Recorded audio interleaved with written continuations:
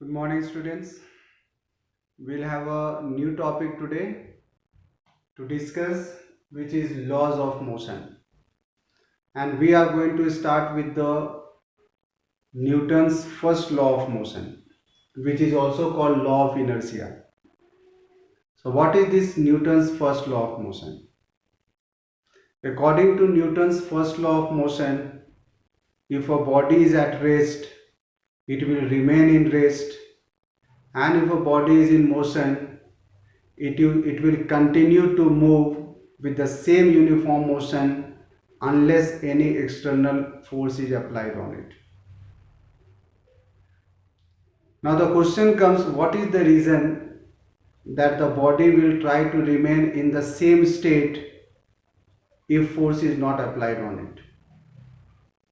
The reason is the property which is called inertia. Inertia is that inherent property due to which a body tends to remain in the same state. Now there is one relationship between mass and inertia of a body. Please see the relation. Greater the mass of a body,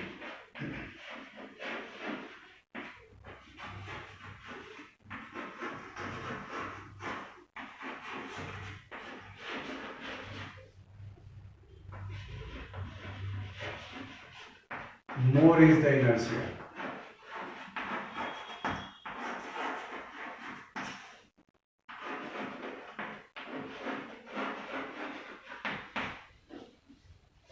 It means to say that a heavier body will have more inertia than a lighter body, or a body with more mass will have more inertia than a body with less mass.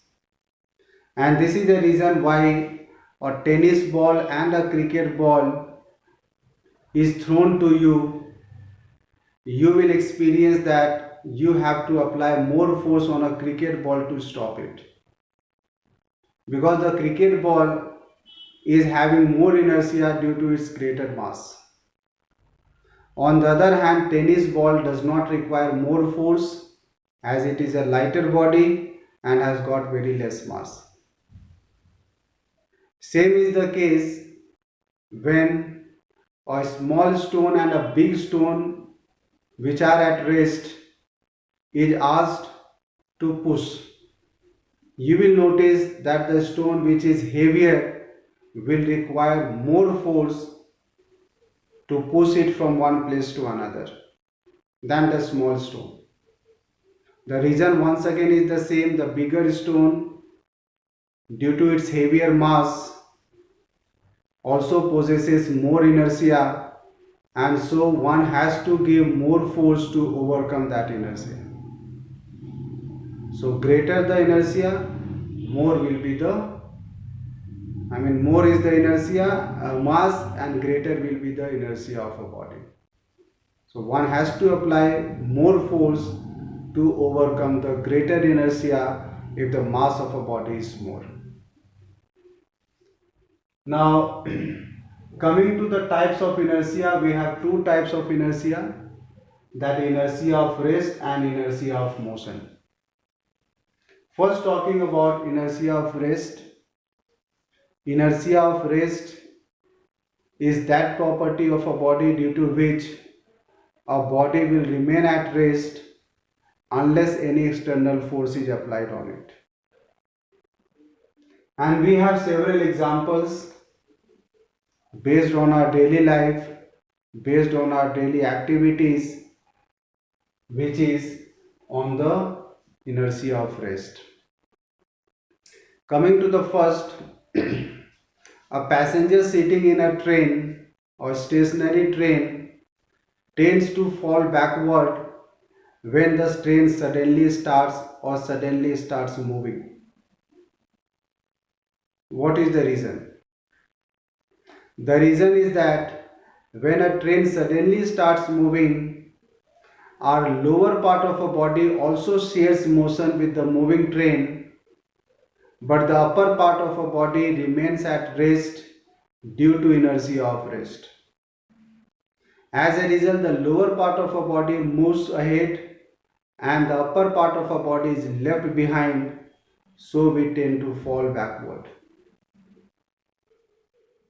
Second is, when a hanging carpet is beaten with a stick, the dust particles comes out. What is the reason? So when we hit or when we beat the carpet with a stick, the carpet will move ahead, but the dust particles due to inertia of rest will remain at rest. As a result, the dust particle will be separated from the carpet and will fall down. Third application is that when we shake the branches of a tree, the fruits fall down. This is also a very common observation. Everyone does it, that on shaking the branches of a tree, the fruits fall down. The reason is that when the branches are shaken, the branches are actually gaining the force. We are applying force on the branches of a tree. As a result, it comes into motion, but the fruits, due to inertia of rest, will remain at rest. And due to this, the fruit gets separated from the branches of tree and it falls down under the action of gravity. Fourth example for inertia of rest, that when we hit or when we strike the piles of coin with a striker, then it is the bottom coin or the lowest coin that only flies away, and the remaining piles of coin will remain intact. What is the reason behind? The reason is once again the same, that when the lowest coin is struck with the striker, that only comes into motion, but the remaining coins, due to inertia of rest, will remain at rest. So the lowest coin moves ahead, leaving behind the remaining piles of coin, which remains intact. So we have these many examples for inertia of rest. Now we'll see a few examples of inertia of motion. But first of all, you should know what is inertia of motion. It is the property of a body due to which a body will remain in motion and will continue to be moving with the same uniform motion unless any external force is applied on it. Let us see a few examples. When a passenger is sitting in a moving bus and when the bus suddenly stops, the passenger tends to fall in the forward direction. What is the reason behind? The reason is that when a car or a bus suddenly stops, then our lower part of our body also stops along with the bus, but the upper part of our body remains in motion due to inertia of motion. And since the bus was moving in the forward direction, so our upper part of our body also tends to fall in the forward direction. Second, when we move out of a moving bus or jump out of a moving bus, it is advised not to stop then and there, but should move with the moving bus to some more distance. What is the reason? So when a passenger jumps out from a moving bus, and if he wants to try to stop himself at that time, then his lower part of a body immediately comes into rest. but the upper part of a body due to inertia of motion will remain in motion, and due to this he will be falling in the forward direction. So it is advisable not to just stop immediately once you get off, once you jump out of a moving bus.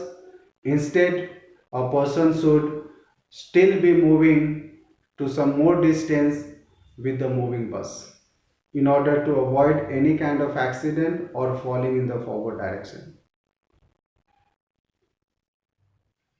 Now, when a cyclist stops pedaling, you might have noticed that the cycle does not stop immediately there only, but it moves through some more distance. Even the pedaling is stopped. The reason is once again the inertia of motion. So even though the pedaling has been stopped, but it is due to inertia of motion that the cycle continues to move in the forward direction even though there is no pedaling being done. So these are few examples, few applications of Newton's first law of motion, that is inertia of rest and inertia of motion. And next class we'll discuss on Newton's second law of motion. Thank you.